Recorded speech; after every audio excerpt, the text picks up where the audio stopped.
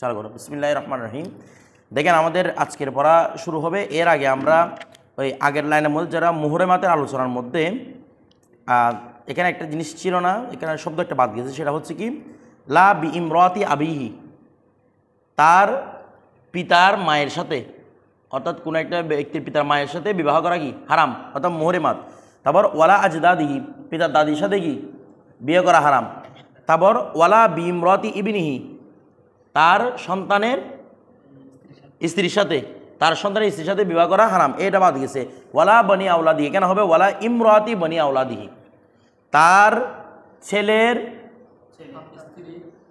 তার ছেলের আউলাদের ছেলের স্ত্রী, তার মানে নাতির স্ত্রী, অর্থাৎ তার স্ত্রী যেভাবে তার জন্য হারাম, নাতির স্ত্রীও হারাম। ওয়াইন সাফলাতে এভাবে যাবে, যা যাবে যত যাবে সবগুলোর স্ত্রী তার জন্য হারাম হবে। আচ্ছা, আরেকটা মাসালা উল্লেখযোগ্য ছিল, সেটা হচ্ছে কি, এটা নিয়ে কালকে আমি অনেক গবেষণা করেছি, যে কি একজন ব্যক্তি, মনে করেন জায়েদ একজন ব্যক্তি, ফাতেমা একজন মহিলা। ফাতেমা আগে, মনে করো কথার কথা আমি এখান দিয়ে বুঝে, ফাতেমা আগে মনে করো ফুরকানকে বিয়ে করেছে, ফাতেমার করে একটা কন্যা সন্তান আছে। তাহলে কন্যা সন্তান হোক পুত্র সন্তান হোক, সন্তানের মালিক সবসময় কি হয়? পিতা। এটা আমরা কিতাবুল লকিদের মধ্যে পড়ছিলাম, সন্তানের মালিক সবসময় পিতাই হবে। আচ্ছা, তাহলে পিতা ফুরকান, এখন মেয়েটাকে আমি বিয়ে করছি, ওই ফাতেমাকে আমি বিয়ে করছি। বিয়ে করার পরে, কিন্তু বিয়ে করার আগে আমারও আগে একটা ঘর ছিল, ওইখানে আমার একটা সন্তান ছিল, আমার ছেলে, ওদিকে ফুরকান না আছে মেয়ে। কথাটা বুঝতেছেন? এখন আমার ছেলেটা ফুরকানের মেয়েকে বিয়ে করতে পারবে কিনা, কথাটা বুঝতেছেন? এরা বিয়ে করতে পারবে। কেন পারবে? ওই মেয়েকে বিয়ে করা বাবার জন্য হারাম, আমার জন্য হারাম। কাকে বিয়ে করা? ফুরকানের মেয়েকে বিয়ে করা, কারণ তার মায়ের সাথে আমি ওদি করেছি। তো যখন আমরা এটা বলেছিলাম, যখন ওদি করা হয় তখন তার সব মেয়ে, তার রবি বা যা যা আছে সবগুলো তার জন্য কি হয়ে যাবে? হারাম হবে। ওদি করা মাত্র হারাম, ওদির আগে হারাম হবে না, ওদি করা মাত্র সবগুলো কি হয়ে গেছে? হারাম হয়ে গেছে। আমার জন্য হারাম, কিন্তু আমার সন্তানের সাথে এ হারাম হওয়ার কোনো সম্পর্ক নাই। সুতরাং আমার সন্তান ওই মেয়েকেই করতে পারবে, বিয়ে করতে পারবে। বিষয়টা বুঝে গেছে? এরপরে এখন দেখেন, আমাদের এখানে আলোচনা গতকাল ছিল জমা বাইনাল উখতাইন, মানে কাদের কাদের জমা করা যাবে না সে বিষয়ে আলোচনা। সৎ ভাই বোনের সম্পর্ক কখন হবে? যদি হয় বৈপিত্তিক বোন, সৎ ভাই বোনের যদি নয়তো বৈপিত্তিক বোন হতে হবে, নয়তো বৈমাত্রিক বোন হতে হবে। বৈপিত্তিক মানি মাতা একজন পিতা দুইটা, আর বৈপিত্তিক বোন মানি, বৈমাত্রিক বোন মানি পিতা একটা মা দুইজন। এখানে দেখেন একজনের পিতা একজন, ওখানে পিতা একজন, ওদের মধ্যে বৈমাত্রিক সম্পর্কও নাই, বৈপিত্তিক সম্পর্কও নাই। আমার ছেলেটা, একটু তাকাও, আমার ছেলেটা যদি বলো যে আমার ছেলের সাথে ওই মেয়েটা বৈপিত্তিক সম্পর্ক, তার মানে মা এক পিতা ভিন্ন, আমার ছেলের মা কি ফুরকানের স্ত্রীটা? বৈপিত্তিক মানে বই মানে ভিন্ন, মা এক পিতা ভিন্ন। এখানে মা তো ফাতেমার একজন, আমার ছেলের মা আর একজন, বৈপিত্তিক কিভাবে হয়? এটার মধ্যে না বৈপিত্তিক সম্পর্ক আছে, না বৈমাত্রিক সম্পর্ক আছে। কথাটা বুঝতেছেন? এই জন্য এদের মধ্যে বিয়ে কি হবে? জায়েজ হবে। এদের পিতাও এদিকে ভিন্ন ভিন্ন, আবার মাতাও কি ভিন্ন ভিন্ন, ধরেন কোনো দিক থেকে মিল নাই। এখন খেয়াল করেন, ওয়ালা বাসা, এগুলোর সমস্যা আসে, এই জন্য তখন সলিউশন আসে, এগুলো সরাসরি কিতাবের মধ্যে স্পষ্ট এবারতের মধ্যে পাবেন না, আপনার কাছে এগুলো মিলাতে হবে, কোন দিক থেকে কে মিলতেছে, কোন দিক থেকে কে মিলতেছে না, এগুলো সরাসরি মিলাতে হবে। এরা মুহরমাতের ভিতরে অন্তর্ভুক্ত নয়, এদের একজনকে একজন বিয়ে করতে পারবে। তারপর দেখেন ওয়ালা বাসা, কোনো অসুবিধা নেই, বিআন ইয়াজমা বাইনা ইমরাতিন ওয়া ইবনাতি জাওজিন কানা লাহা মিন ক্বাবল। বলা হচ্ছে কি ওয়ালা বাসা, কি নয়, কোনো সমস্যা নাই, বিআন ইয়াজমা, কি করবে? একত্র করাটা, বাইনা ইমরাতিন, একজন স্ত্রীর মাঝে, মানে একজন স্ত্রীকে একত্র করা, ওয়া ইবনাতি জাওজিন, এবং স্বামীর মেয়ে, কানা লাহা, যেই স্বামীটা তার ছিল, ওই মহিলার ছিল, যেই স্বামীটা ওই মহিলার ছিল, মিন ক্বাবল, ইতপূর্বে। মানে বিষয়টা হচ্ছে কিরকম, লা বাসা বাইনা ইমরাতিন, মনে করেন বিষয়টা এভাবে বলি আমি, আমার স্ত্রী, ভালো করে বুঝবেন, আমার স্ত্রী একজন আছে, আমার স্ত্রীর নাম হচ্ছে ফাতেমা। ভালো করে বুঝবেন, আমার স্ত্রীর নাম ফাতেমা। ফুরকানের স্ত্রীর নাম হচ্ছে কি বলবো, জয়নব। ফুরকানের স্ত্রীর নাম হচ্ছে জয়নব, আমার স্ত্রীর নাম ফাতেমা, ফুরকানের স্ত্রীর নাম জয়নব। এখন ফুরকানের স্ত্রী জয়নবের কাছে একটা মেয়ে আছে, মেয়েটার নাম হচ্ছে আয়েশা। আমার স্ত্রীর নাম কি ছিল? ফাতেমা। ফুরকানের স্ত্রীর নাম কি ছিল? ফুরকানের মেয়ের নাম কি? আয়েশা। ভালো করে বুঝবেন। এখন আমি কি করেছি, ফুরকান কি করেছে, ফুরকান স্ত্রীকে তালাক দিয়ে দিচ্ছে। কাকে? জয়নবকে। কথাটা বুঝতেছেন? কাকে তালাক দিয়েছে? জয়নবকে। তারপর আমার স্ত্রী কে ছিল? ফাতেমা। ভালো করে বুঝবেন, আমার স্ত্রী ছিল ফাতেমা। আমি ফাতেমাকে তালাক দিয়ে দিছি, আমি ফাতেমাকে তালাক দিয়ে দিছি। দিয়ে কি করছি, ফুরকানের মেয়েকে বিয়ে করছি। ভালো করে বুঝবেন, কার মেয়েকে বিয়ে করছি? ফুরকানের মেয়েকে বিয়ে করছি। কথাটা বুঝতেছেন? বুঝতেছেন না মনে হয়? আমি ফুরকানের মেয়েকে বিয়ে করছি। আচ্ছা, এবার আরো সহজ করে বলি, আমি তালাকের কথাটা এখন না আনি, শুধু একজনের তালাকের কথা বলি। যে আমার স্ত্রীর নাম কি ছিল? ফাতেমা। কথাটা বুঝতেছেন? আর ফুরকানের স্ত্রীর নাম ছিল জয়নব, তার মেয়ের নাম ছিল আয়েশা। এখন আমি আমার স্ত্রীর সাথে ফুরকানের মেয়েকে বিয়ে করছি। ভালো করে বুঝেন, আমার স্ত্রীর সাথে কাকে বিয়ে করছি? ফুরকানের মেয়েকে বিয়ে করছি। প্রথম বলুন তো, আমাদের এদের দুজনকে রাখা কি হারাম হবে? কেন হারাম হবে না? নাই। এবার একটা খেয়াল করেন, ফুরকানের স্ত্রী যে জয়নব আছে, মনে করেন প্রথমে আমি জয়নবকে বিয়ে করছি। কথার কথা প্রথম ভালো করে বুঝবেন, আমি প্রথমে কাকে বিয়ে করছি? জয়নবকে বিয়ে করছি। জয়নবকে বিয়ে করার পরে জয়নবকে আমি তালাক দিয়ে দিলাম। জয়নবকে বিয়ে করছে ফুরকান, তখন ফুরকানের ঘরে হয়েছে ফাতেমা, আয়েশা। বুঝতেছেন? প্রথম আমি জয়নবকে প্রথম আমার স্ত্রী ছিল, আমি তালাক দিয়েছি, বিয়ে করেছে কি? ফুরকানে। এখন ফুরকানের কাছে মেয়ে হয়েছে, তার নাম কি? আয়েশা। এখন আমি আমার স্ত্রী আরেকজনকে বিয়ে করেছি, এটার নাম হচ্ছে ফাতেমা, এই কি ছিল? ফাতেমা। এখন আমি তার স্ত্রী মেয়েকে বিয়ে করতে পারবো কিনা বলুন তো দেখি? ভালো করে বুঝেন, পারবেন নাকি পারবো না? আমি তার স্ত্রী এই ওই ফুরকানের মেয়েকে আমি বিয়ে করছি, পারবো কি পারবো না? কেন পারবো না? আমার বিষয় দেখেন, আমার যখন অতি হয়েছে তখন কি মেয়েটা ছিল? ছিল। এটা পারবেন, কারণ আমার যখন অতি হয়েছিল তখন তো ওই মেয়ে ছিল না, মেয়ে তো ফুরকানের। কতটা বুঝেন নাই? এটা তো মাসালা ভিন্ন, যে একটা মহিলার আগে থেকে মেয়ে আছে, আমি অতি করার পরে মেয়েগুলোটা আমার জন্য কি হয়ে গেছে? হারাম হয়ে গেছে। এখন তো মেয়েটা আসে নাই আমার কাছে, আমি জয়নবকে বিয়ে করে তালাক দিয়ে দিয়েছি, জয়নবের কাছে মেয়ে হয়েছে কার? ফুরকানের। এখন আমি কি বিয়ে করলাম ফুরকানকে? কাকে বিয়ে করলাম? ওই মানে ফুরকানের মেয়ে আয়েশাকে।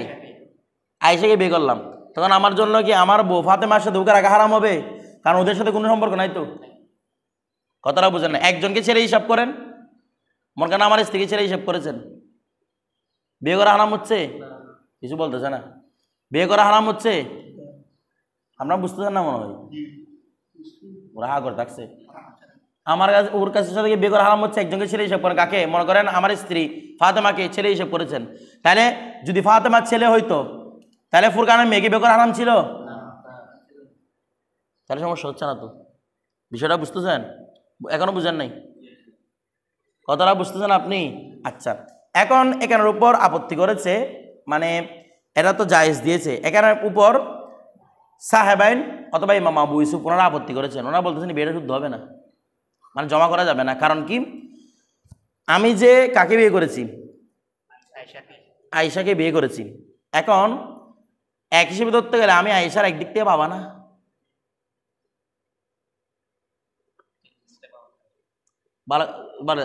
বাবা না, ওর মায়ের স্বামী ছিলাম না আমি? এখন একটা বিষয় বুঝেন, তাইলে আমি যদি আয়েশাকে ছেলে হিসাব করি, কারণ যে বলছে একজন ছেলে হিসাব করা, তাইলে আমি যদি ছেলে কাকে হিসাব করি? আয়েশাকে। আমি আয়েশাকে বিয়ে করছি না, আয়েশাকে যদি আমি কি হিসাব করি? ছেলে হিসাব করি, তাহলে ফাতেমা যদি মেয়ে হয়, তাহলে তো এদের সাথে বিয়ে করা হারাম হচ্ছে। কারণ বাবার স্ত্রী হারাম তো ছেলের জন্য, বুঝেন নাই কথাটা? বুঝতেছেন? আয়েশাকে যদি কি হিসেব করি, ছেলে হিসেব করি, তাহলে আমার স্ত্রী ফাতেমা তার কি হবে? বাবার স্ত্রী। বাবার স্ত্রী ছেলের জন্য কি হারাম, তো এই জন্য বলতেছে ওরা জমা করা যাবে না এখানে। তো ইমাম আজমার পক্ষ বলতেছে জমা না হওয়ার জন্য শর্ত হচ্ছে দুনো পক্ষ থেকে জমা না হতে হবে। দেখেন একদিক থেকে হারাম হচ্ছে, আরেক দিক থেকে কিন্তু হালাল। কোন দিক থেকে হালাল? যদি আমি আয়েশার দিক থেকে আয়েশাকে ছেলে হিসেব করি, না ফাতেমাকে ছেলে হিসেব করি, আমার স্ত্রী যে ফাতেমা ছিল, ফাতেমাকে যদি ছেলে হিসেব করি, তখন আয়েশা তার জন্য হালাল হচ্ছে কিনা? হচ্ছে। বলতেছে জমা বাইনাল উখতাইন করার জন্য, মানে যদি হারাম হওয়ার জন্য, জমা হারাম হওয়ার জন্য শর্ত হচ্ছে উভয় দিক থেকে কি হতে হবে, মানে যে কোনো একজনকে ছেলে হিসেব করলে, এখানে বলছে যে কোনো একজনকে ছেলে হিসেব করলে কি হতে হবে? হারাম হতে হবে।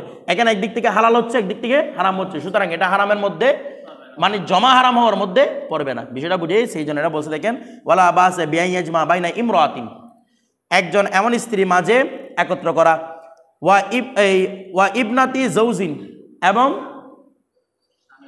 এমন স্বামীর মেয়ে, এমন স্বামীর মেয়ে, কানা লাহা মিন কবলু, যে স্বামীটা কানা লাহা, যে কানা মানে জমির হচ্ছে কার দিকে? জৌজের দিকে। যে স্বামীটা ছিল লাহা ওই স্ত্রীর জন্য ছিল মিন কবলু ইতিপূর্বে, যে স্ত্রীটা যে স্বামীটা ছিল তার জন্য ইতিপূর্বে, মানে বুঝেন নাই? জয়নবের স্বামী আমি আগে ছিলাম না, এমন একজন। দেখেন লা বাসা বাইনা ইমরাতিন, মাসলাটা ভালো করে বুঝছেন, এবারটা কিন্তু প্যাচ। লা বাসা বাইনা ইমরাতিন, ইমরা মানে আমার স্ত্রী ফাতেমার মাঝে, এবং ইবনাতি জৌজিন, এবং স্বামী মানে আমি স্বামী তো, আমার কন্যা বলে কেমন কন্যা? আমার কানা লাহা মিন কবলু, যেই স্বামীটা ছিল তার আগে। কথাটা বুঝেন নাই? আমি জয়নাবের আগে স্বামী ছিলাম না, কিছু বুঝতেছে না? আমি জয়নাবের আগে স্বামী ছিলাম না, তাহলে আমার স্ত্রীর মাঝে এবং ফোরকানের স্ত্রী জয়নব, ওখানে করে একটা মেয়ে হয়েছে, এদের মাঝে বিয়ে করে হারাম হবে? হারাম হবে না। বিষয়টা বুঝেছে না? বুঝেন নাই? আচ্ছা, এরপর দেখেন ওয়ামান জানা বি ইমরাতিন, এখন একটা কথা চলতেছে। তাহলে এখানে মোট কথা হচ্ছে যদি হারাম সাবেত হয় তাহলে দুদিকে কি হতে হবে? হারামটা সাবেত হতে হবে, একদিক থেকে হারাম সাবেত হলে হবে না। আচ্ছা, না বাবা সাবেত হচ্ছে এটা আর কি, মানে বাবার এটা সাবেত হচ্ছে। আচ্ছা দেখেন এরপর দেখেন ওয়ামান জানা বি ইমরাতিন, ওয়ামান জানা বি ইমরাতিন, এখন বলতেছে যে একজন মহিলার সাথে কি করেছে? জেনা করেছে। হারুমাত আলাইহি উম্মুহা ওয়া ইবনাতুহা, হারুমাত আলাইহি তার উপর কি হয়ে গেল? হারাম হয়ে গেল তার মা এবং তার কি মেয়ে। অর্থাৎ যখন আমি কারোর সাথে জেনা করব, এটা কালকেও আলোচনা গিয়েছিল, জেনা করা মাত্র যেহেতু জুসাবেত হয়ে যায়, এটা উসুল ফিকের মধ্যে জুসাবেত হয়ে যায়, যে মহিলার সাথে আমি জেনা করেছি তার মাও আমার জন্য হারাম হয়ে গেছে, তার মেয়েও আমার জন্য কি হয়ে গেছে? মেয়ে মানে আরো যত নাতি যা নামে উপর দিকে যা ওঠে সবগুলা কি হারাম হয়ে গেছে। আমার কথাটা বুঝতেছেন? বুঝেন নাই মনে হয়? আচ্ছা, এখন দেখেন তো তার যার সাথে জেনা করেছে তার কি মা, তার সন্তান, এগুলো সবগুলো হারাম হয়ে গেছে। এখন জেনা নয় শুধু, এখানে যদি কেউ শাহওয়াত সহকারে স্পর্শ করে, কি করেছে? শাহওয়াত নিয়ে স্পর্শ করেছে কোনো মহিলাকে, ওই স্পর্শ করার কারণে হুরমতে মুসাহারাত, এটাকে বলা হয় হুরমতে মুসাহারাত, মিম সত আলিফ হে হা রা গুলতা, হা মানে হায়া হাওয়াস, মুসাহারাত হুরমতে মুসাহার মানে বৈবাহিক সম্পর্কের কারণে যেটা কি হয়ে যায়? হারাম হয়ে যায়।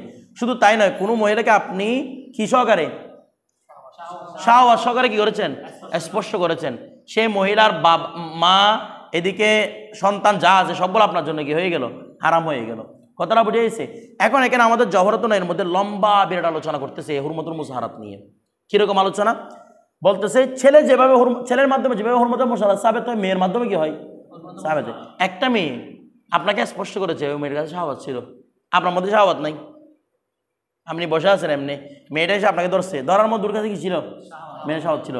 এই মেয়ের মানে আমার সন্তানের সাথে, ছেলের সাথে এই মেয়ে কখনোই করতে পারবে না, বিয়ে করতে পারবে না। আমার পিতার সাথে এই মেয়ে বিয়ে করতে পারবে না। আমার কথাটা বুঝতেছেন না? বুঝেন নাই? কারণ মেয়ের মাধ্যমে হুরমতে মুসাহারাত সাবেত হয়, ছেলের মাধ্যমে কি হয়? হুরমতে মুসাহারাত সাবেত হয়। তো বারবার ছেলের কথা কেন বলে? এখানে ছেলের কথা বলে দেয় কারণ ছেলেদের শাহওয়াতটা খুব তাড়াতাড়ি আসে। মেয়েদের চেয়ে ছেলেদের শাওয়ারটা কি আসে খুব তাড়াতাড়ি আসে, এই জন্য ছেলেদের কথা বলে। আচ্ছা এবার আসেন, হেদায়াওয়ালা উল্লেখ করতেছেন, এখানে অনেকগুলো ইখতিলাফ তুলে ধরেছেন। প্রণিধানযোগ্য হচ্ছে হেদায়াওয়ালার কথাটা, যে কি শাওয়াত যখন হবে, যে মহিলাকে স্পর্শ করবেন আপনি, প্রথম বুঝতে হবে ওই মহিলাকে যে আমি শাওয়াত স্পর্শ করব, ওই মহিলা শাওয়াত ওয়ালি কিনা। বুঝেন নাই? ওই মহিলা শাওয়াত, তো শাওয়াত ওয়ালি কখন সাবেত হয়? 9 বছর বয়স থেকে। 9 বছর বয়সে কোনো মহিলা যদি, মেয়েকে যদি আমি কি শাওয়াত সহকারে স্পর্শ করি, তখন তার মধ্যে কি সাবেত হবে? আমার হুরমতে মুসাহারাত সাবেত হবে। এই তাকে বিয়ে করা হারাম না, তাকে বিয়ে করতে পারবেন, তার মাকে, তার মেয়েকে আপনি করতে পারবেন না, বিয়ে করতে পারবেন না, শুধু যদি সরাসরি স্পর্শ করেন। আর অতি করলে তো এটা তো অবতরিকা হলো হচ্ছে, আরো যেখানে স্পর্শ করলে কি হারাম হয়ে যাচ্ছে। এখন 9 বছরের মহিলা, তো এখন বলতেছে এখানে আমার জড়জনা উল্লেখ করতেছে, যদি 5 বছরের কম, 5 বছরের কম একটা বাচ্চাকে আপনি শাওয়াত সহকারে স্পর্শ করছেন, ওর মতো মুসাহারাত সাবেত হবে না। আমার কথাটা বুঝাইছে? তো এখন হুজুর বলবেন যে এরকম আর বলার দরকার ছিল, 9 বছর থেকে হলে এই মহিলা মুস্তাহাদ, অর্থাৎ এই মহিলার মধ্যে শাওয়াত আছে, তাকে স্পর্শ করলে কি ওর মতো মুসাহারাত সাবেত হবে। 9 বছরের নিচে স্পর্শ করলে মুসাহারাত সাবেত, এভাবে বলার দরকার ছিল না। বলতেছে 5 বছর থেকে, কেন বলা হচ্ছে কি 5 বছরের উপর, 6, 7, 8, কয় বছর টোটাল? 3 বছর মাঝখানে, 3 বা 4 বছর আর কি, 6, 7, 8, 9 পর্যন্ত, এর টোটাল মাঝখানের টাইমটা হচ্ছে মুতাশাবে টাইম। কি মুতাশাবে টাইম? অর্থাৎ 6 বছর থেকে 9 বছর আগ পর্যন্ত কোনো মেয়ে যদি সামিনা মোটা হয় একটু, মানে দেখতে বড় মহিলার মতো লাগতেছে, 9 বছরের মেয়ের মতো লাগতেছে, 6, 7, 8 বছরের মেয়ে একটু মোটা হওয়ার কারণে দেখতে 9, 10 বছরের মেয়ের মতো লাগতেছে, তখন সেও মুস্তাহাব বলে সাবেত হবে। কথাটা বুঝে? আর যদি সে চিকনা হয়, দেখতে লাগতেছে না, মানে বাচ্চা বাচ্চা লাগতেছে, 6, 7 বছরে এরকম বাচ্চা বাচ্চা লাগতেছে, ওই অবস্থার মধ্যে সে মুস্তাহাব বলে সাবেত হবে না। তার এটা টাইমটা মুতাশাবানা, মোটা হলে এক হুকুম, মোটা না হলে আর এক হুকুম। কথাটা বুঝে গেছে? বিষয়টা বুঝতেছেন? এটা হচ্ছে মুতাশাবা টাইম। কথাটা বুঝে গেছে? আচ্ছা এবার আসেন, হেদায়াওয়ালা একটা কথা উল্লেখ করতেছেন, সেটা হচ্ছে যখন শাওয়াত উঠবে, এই যে আপনি 9 বছরের কোনো বাচ্চা মেয়ের সাথে আপনি শাওয়াত সহকারে স্পর্শ করেন, শাওয়াত যে উঠবে, শাওয়াতের জন্য আপনার লিঙ্গ দাঁড়াতে হবে কি না? কথাটা বুঝেন নাই? নাকি এমনি দিলের দরকার উঠছে আপনার? কথাটা বুঝছেন? এভাবে সাবেত হবে কিনা? বলেন না, কি হতে হবে? লিঙ্গ প্রসারিত হতে হবে, লিঙ্গ ইন্তেশার হতে হবে, মানে আপনার লিঙ্গ বসা ছিল, ওই মহিলাকে দরকার কারণে আপনার লিঙ্গ ইন্তেশার হতে হবে। বিষয়টা বুঝে গেছে? আচ্ছা তারপর দেখেন তো অলরেডি হুজুর আমারটা আগে থেকে ইন্তেশার আছে, এখন বলে ইন্তেশারটা বাড়িয়ে গেলে তখন হবে কি শাওয়াত। আমার কথাটা বুঝতেছেন না? বুঝেন নাই? অর্থাৎ এক কথায় কি সাবেত হওয়ার জন্য, শাওয়াতটা সাবেত হওয়ার জন্য আপনার লিঙ্গ উত্থান হতে হবে। যদি এমনি মনের মধ্যে কিছুটা কি আসছে, খারাপ খেয়াল আসছে ওর মধ্যে, এটার মাধ্যমে কি সাবেত হবে না, মানে স্পর্শ করার মাধ্যমে হুরমতে মুসাহারাত সাবেত হবে না। কথাটা বুঝে গেছে? সাবেত হওয়ার জন্য কি লাগবে? ইন্তেশারে আলা লাগবে। বিষয়টা বুঝে গেছে? আচ্ছা তো এখন বলবেন হুজুর এরকম হলে যারা খুশি আছে ছেলে, খুশি বুঝতেছেন, যার মনে করেন যে ছেলেকে খুশি করে ফেলেছে, সার্জারি করে ও কি ওর মানে এই অন্ডকোষ দুটাকে ফেলে দিয়েছে, কথাটা বুঝতেছেন? এখন তার কাছে মহিলার প্রতি কি আসবে না? তার তো ইন্তেশার আলা হবে না। কথাটা বুঝতেছেন না? তার ইন্তেশার আলা হবে না। অথবা মনে করেন আপনার মধ্যে কোনো রোগ আসছে, কোনো যৌনবাহিত রোগ, যে আপনারটা ইন্তেশার হয় না আর। কথাটা বুঝতেছেন? উত্থানজনিত সমস্যা হয়ে গেছে আপনার। এখন বলতেছে এখন মহিলাকে স্পর্শ করলে আপনার কিভাবে ওর মতো মুসাহারাত সাবেত হবে? আপনার তো দাঁড়াবেও না। বলছে তখন ওই ব্যক্তির জন্য শুধুমাত্র মনের দিলের দ্বারকানটা যথেষ্ট। আপনার মনের মধ্যে তার প্রতি কি চলে আসতেছে, মানে একটা টান আকর্ষণ চলে আসতেছে ধরার সাথে সাথে, তখন ওটার মাধ্যমে কি সাবেত হয়ে যাবে? ওর মতো মুসাহারাত সাবেত হয়ে যাবে। বিষয়টা বুঝে গেছে না? বুঝেন নাই? সবার কথা বুঝছেন? এগুলো হচ্ছে হুরমতে মুসাহারাত সাবেত হওয়ার মাধ্যম, তাহলে এগুলো হলো হারাম হয়েছে। এবার আসেন, নজরের মাধ্যমে হুরমতে মুসাহারাত সাবেত হয়। কিসের মাধ্যমে? নজরের মাধ্যমে। এখন নজর বলে কোথায় নজর করতে হবে? প্রশ্ন এটা। হুরমতে মুসাহারাত সাবেত হওয়ার জন্য নজর একদম ফরজে দাখিলের মধ্যে করতে হবে, ফরজে দাখিল, অর্থাৎ মহিলার লজ্জাস্থান একদম ভিতর থেকে দেখতে হবে, অর্থাৎ মূল লজ্জাস্থান যেখান থেকে হাইজের রক্ত বের হয়, অর্থাৎ যেখানে আপনি অতি করবেন মহল্লবতী, এটা বরাবর দেখতে হবে আপনাকে।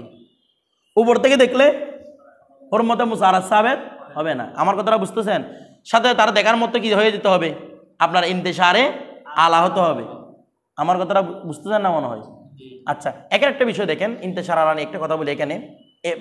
ইন্তেশার আলার বিষয়টা একটু পরে বলি, এভাবে প্রথমে বুঝাই বলি স্টেপ বাই স্টেপ। দেখেন, তাহলে দেখতে হবে কি ফরজে দাখিল, ফরজে দাখিল দেখতে হবে। এখন একটা বিষয় দেখেন, ফরজে দাখিল দেখবে, বুঝে ভালো করে বুঝবেন, এগুলো সবগুলো আপনার জওহরত না পাবেন, হেদায়েত পাবেন।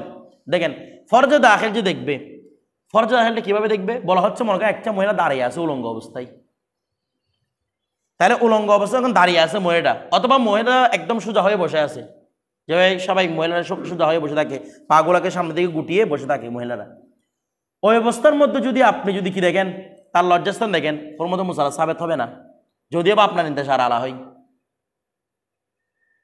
আমার কথাটা বুঝতেছেন? কারণ আপনি ফরজে দাখিল দেখেন, আপনি আশেপাশে অংশ দেখেছেন, এটার মাধ্যমে কি সাবেত হবে না? হুরমতে মুসারাত। বলছে হুরমতে মুসারাত কখন সাবেত হবে? বলছে যখন কোনো মহিলা চিত হয়ে শুয়ে আছে, পা গোলা ফাঁক করে দিয়ে, ওই অবস্থার মধ্যে একমাত্র আপনি কি দেখতে পারবেন? ফরজে দাখিল দেখতে পারবেন। যদি ফরজে দাখিল স্পেসিফিকভাবে দেখে ফেলেন, তখন আপনার ইন্তেশার আলা হুক না হুক হুরমতে মুসারাত সাবেত হয়ে যাবে। আমার কথাটা বুঝতেছেন? যদি ফরজে দাখিল যেভাবে বলছে, মানে ওই মহিলাটা চিত হয়ে উপর হয়ে শুয়ে আছে, চিত হয়ে শুয়ে আছে, এবং কি দেখেছেন আপনি পাগুলা ওই মহিলাটা ফাঁক করে দিয়েছে, ওই অবস্থার মধ্যে আপনি ফরজে দাখিল দেখে ফেলেছেন, তখন আপনার মধ্যে কি ইন্তেশার আলা হুক না হুক কি সাবেত হয়ে গেল? হুরমতে মুসারাত সাবেত হয়ে গেল। আমার কথাটা দুটোটা সাবেত হয়ে যাবে। বলছেন ইন্তেশার আলা হুক না হুক, আপনার মধ্যে কি সাবেত হয়ে যাবে? ফরজে দাখিল দেখলে হুরমতে মুসারাত সাবেত হয়ে যাবে। আমার কথাটা বুঝতেছেন? আচ্ছা, এবার একটা বিষয় খেয়াল করেন, তাহলে হুরমতে মুসারাত সাবেত হয়ে গেল, ভালো করে খেয়াল করবেন। এখন প্রশ্ন হচ্ছে হুজুর, এখানে আরো বলতেছে যে যদি দেখার সময় দেখছে মানে কাচের বাইরে,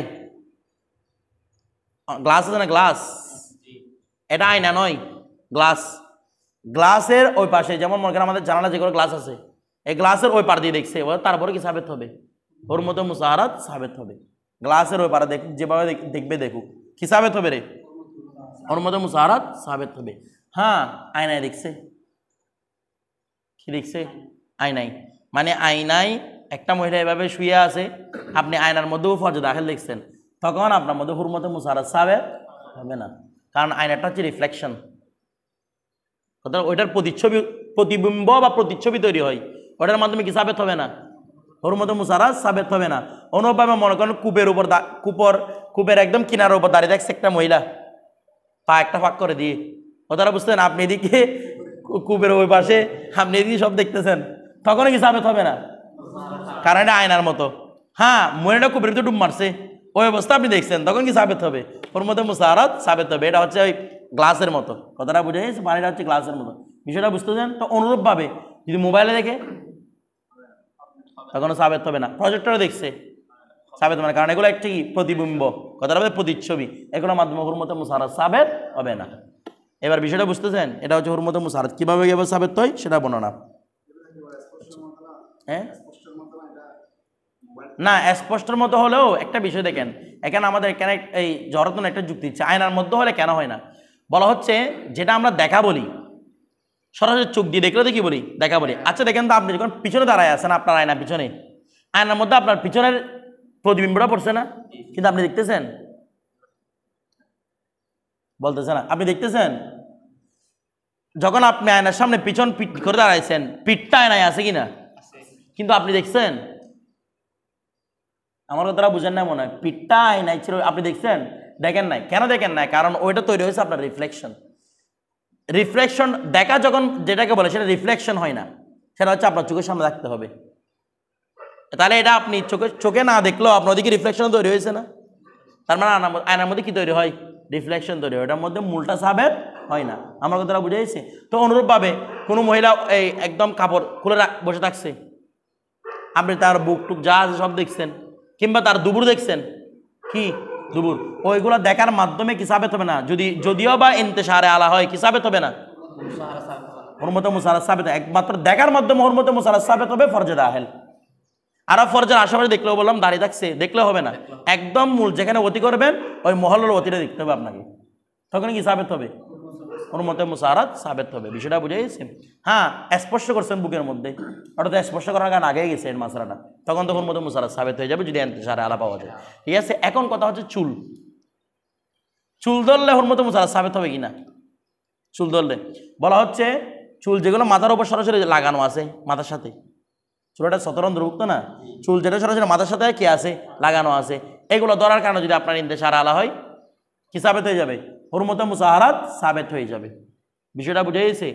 আর যদি যেগুলো মুস্তারসিল আছে যেগুলো ঝুলন্ত আছে ওগুলো ধরলে ইন্তেশারে আলা হলেও কি হবে না? হুরমতে মুসাহারাত সাবেত হবে না।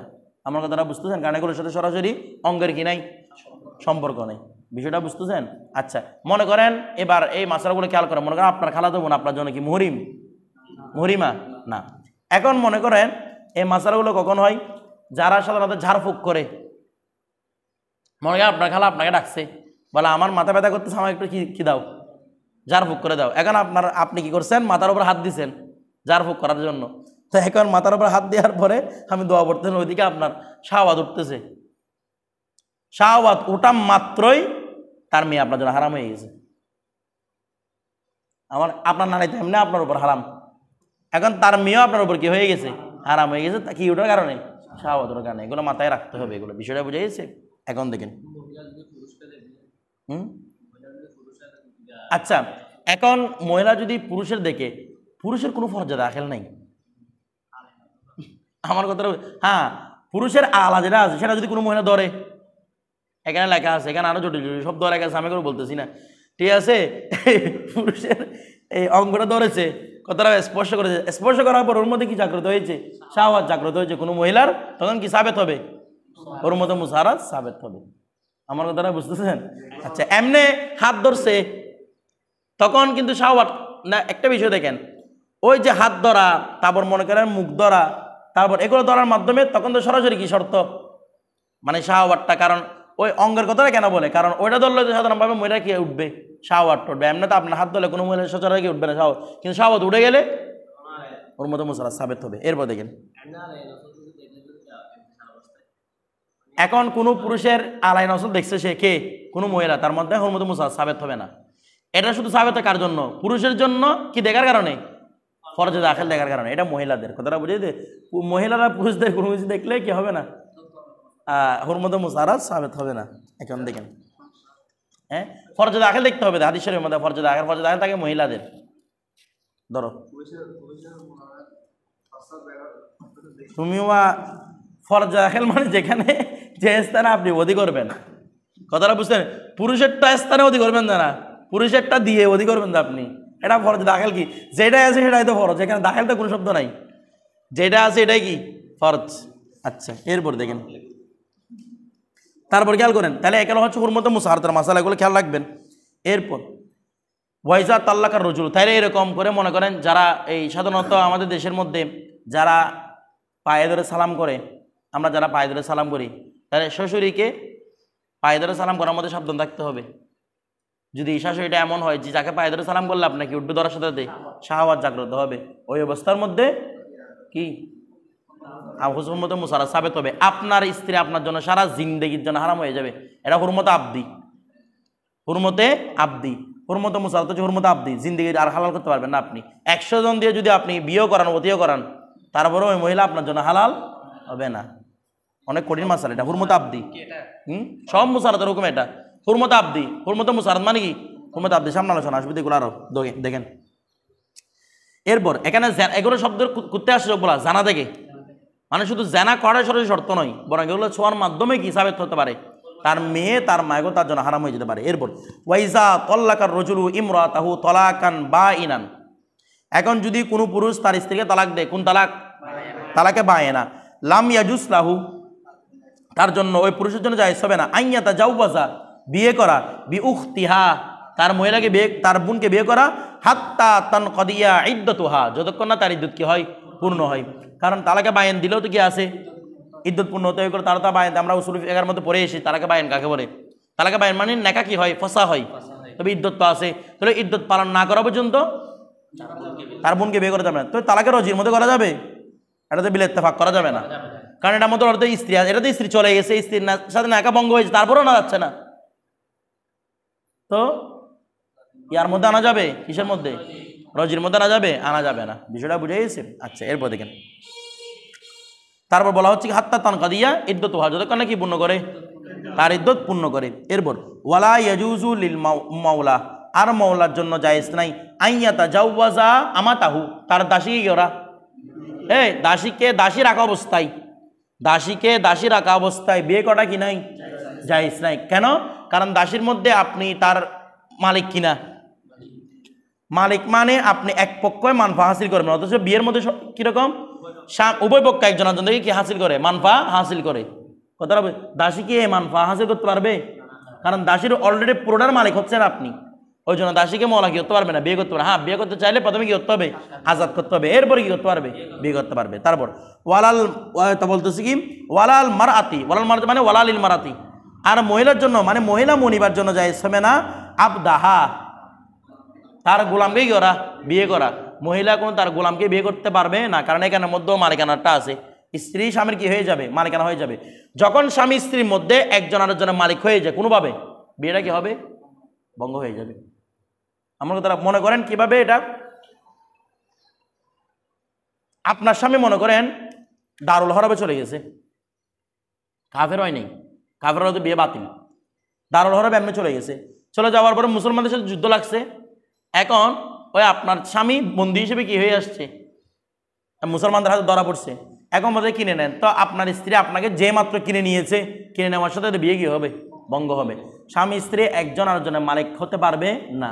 যদি আগে থেকে স্বামী স্ত্রী সম্পর্ক আছে, এরপর যে কোনোভাবে যদি মালিক হয়ে যায়, বিয়ে কি হবে? ভঙ্গ হবে। কথাটা বুঝে গেছে? বিয়ে থাকবে না এটা।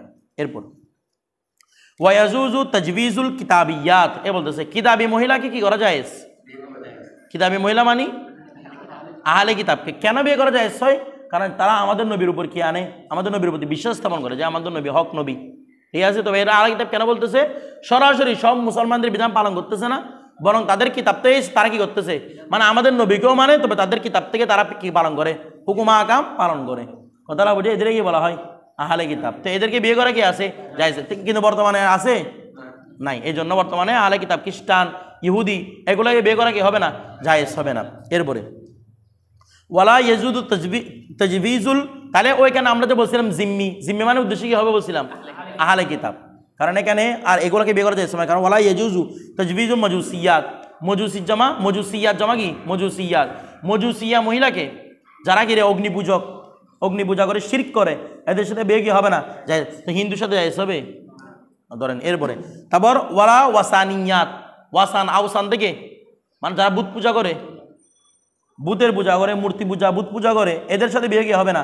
জায়েজ হবে না। তারপর ওয়ায়াজুজু জায়েজ তাজবিজু সাবিয়াতি, এই সাবিয়াত মহিলাকে বিয়ে করা, সাবিয়া এগুলো আল মিলাল ওয়ান নেহাল কিতাবের মধ্যে এদের সম্পর্কে বিস্তারিত আলোচনা পাবেন। সাবিয়া হচ্ছে, এগুলো নিয়ে একতলাপ আছে। ইমাম আজম বলতেছেন সাবিয়া হচ্ছে ওই মহিলা যে কোনো একজন নবীর প্রতি ঈমান আনবে, যে কোনো একজন নবীর প্রতি ঈমান আনবে। কথাটা বুঝতেছেন? এবং সে কোনো কিতাবদারিও হবে, তার কাছে কোনো কিতাব থাকবে, আসমানি কোনো কিতাব তার কাছে থাকবে, তখন তাকে কি বলা হয়?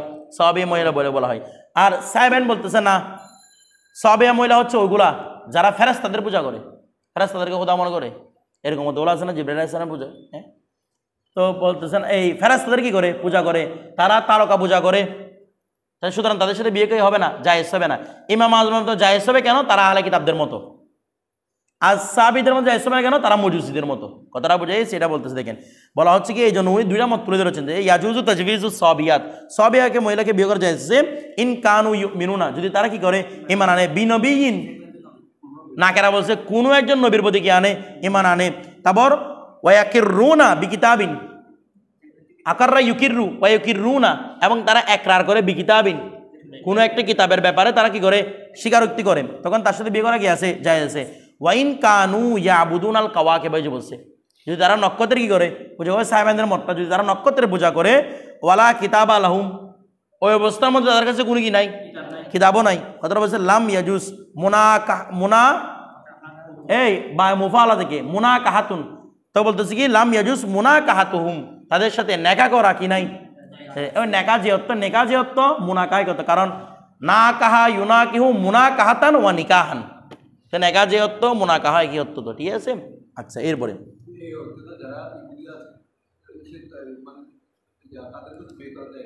তা আমরা বলছি জায়েজ হবে, এখন বর্তমানে জায়েজ হবে না, কারণ কি না, তারা তো শিরক করে, আর তারা তো আমাদের নবীকে মানে না। ওই আহলে কিতাবদের বিয়ে করা যায় আছে, যে আহলে কিতাবরা আমাদের নবীকে মানবে, মানতো তো যারা আহলে কিতাব আছে, ইহুদি নাসরা যারা ছিল, যারা সত্যিকার ইহুদি নাসরা ছিল, তারা কাকেদেরকে মানতো, আল্লাহ রসুলকে, মানে আল্লাহ রসুল যে হক নবী এটা এরা মানতো। যেমন মনে করেন ওয়ারাকা বিন নওফল, কথাটা বুঝলেন, আব্দুল্লাহ ইবনে সালাম, এরা আহলে কিতাব থাকলে এরা কি আল্লাহ রসুলকে মানে নাই, বলছে আপনি নবী, সত্য নবী আপনি, কথাটা বুঝে গেছে, কিন্তু ইসলামের বিধান পালন করেন না এরা, কথাটা বুঝে গেছে, এরা কিন্তু সত্য নবী এটা স্বীকার করছেন। যে সমস্ত নবী তারা আমাদের নবীকে সত্য নবী হিসেবে স্বীকার করবে এবং একটা নির্দিষ্ট কিতাবের কি হবে অনুসরণ হবে। এখন ইহুদিরা বলবেন তো এখন তো ইহুদিরা তো সাহাবীদের মতো হবে, যে কোনো একজন নবীকে মানতেছে, কিন্তু তাদের কিতাব তো বিকৃত হয়ে গেছে, কিতাব তো নাই, এদেরকে এগুলোকে আমরা আসমানি কিতাব বলতে পারবো না, তো সুতরাং ওরা সাহাবীর মধ্যে অন্তর্ভুক্ত হবে না, সাহাবী মহিলার মধ্যে অন্তর্ভুক্ত হবে না। এরপরে ওয়ায়াজুজু লিল মুহরিমি ওয়াল মুহরিমা, মুহরিম এবং মুহরিমার জন্য জায়েজ, মুহরিম মানে কি হজের মুহরিম, হজের মুহরিম এবং হজের মুহরিমার জন্য জায়েজ আইয়াতা জাওয়াজা, তারা কি করবে বিয়ে করবে ফি হালাতিল ইহরাম, ইহরাম অবস্থায় বিয়ে করা কি আছে জায়েজ আছে, যদিও ইমাম শাফিঈ রাহমাতুল্লাহ আলাইহি বলেছেন বিয়ে জায়েজ নাই, কথা কারণ রাসূল সাল্লাল্লাহু আলাইহি ওয়াসাল্লাম একটা হাদিস শরীফের মধ্যে আছে মুহরিম যেন একজন আরেকজনকে বিয়ে না করে, তারা যেন একজন কাউকে বিয়েও না দেয়। তো এখানে বিয়ে মানে ইমাম আজম বলেছেন, এখানে বিয়ে মানে উদ্দেশ্য হচ্ছে ওতি, যেন মুহরিম অবস্থা কি না করে, ওতি না করে, কারণ রাসূল পাক সাল্লাল্লাহু আলাইহি ওয়াসাল্লাম মাইমুনা রাদিয়াল্লাহু তাআলা আনহাকে হালাতে ইহরামের মধ্যে কি করেছেন, বিয়ে করেছেন, কথাটা বুঝে গেছে, এটা হচ্ছে আমাদের হানাফিদের দলিল।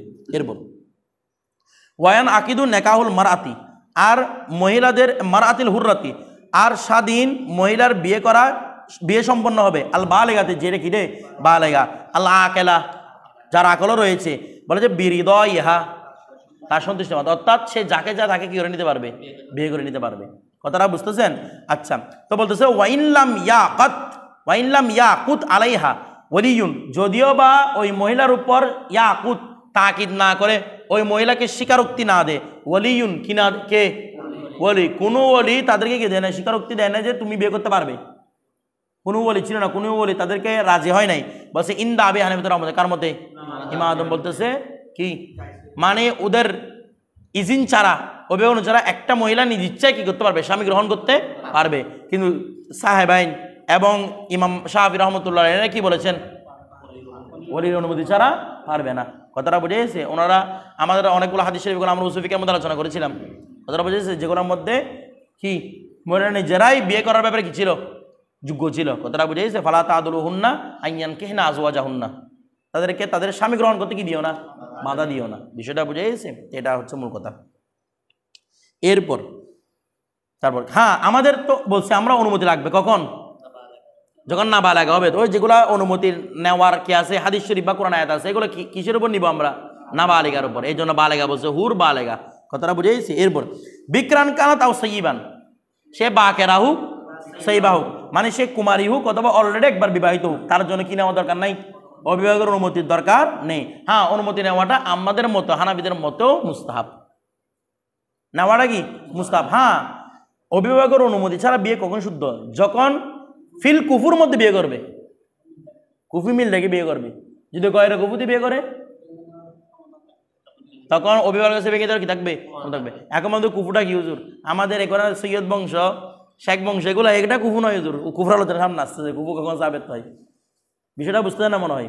আচ্ছা যেমন মনে করেন আপনি বড় পয়সাওয়ালা, তা আপনি কুটিপতির আপনার মেয়ে একটা রিক্সাওয়ালার টাকায় বিয়ে করছে, এটা কয় কুফু নয়, সামনে কুফুর আলোচনা আসছে, ঠিক আছে দেখেন সামনে আসবে। ওয়াকালা লা ইয়াকিদু ইল্লা বিইজনি ওয়ালিয়িন, কুফু মিলাতে হবে, কুফু যেটা বলছে সামনে কুফু আলোচনা আসবে, এই কুফুটা মিলাতে হবে। যে ওয়াকালা আমাদের দেশীয় কুফু নয়, আমাদের দেশীয় কুফুর সাথে ইসলামিক কুফুর কোনো কি নাই, মিল নাই।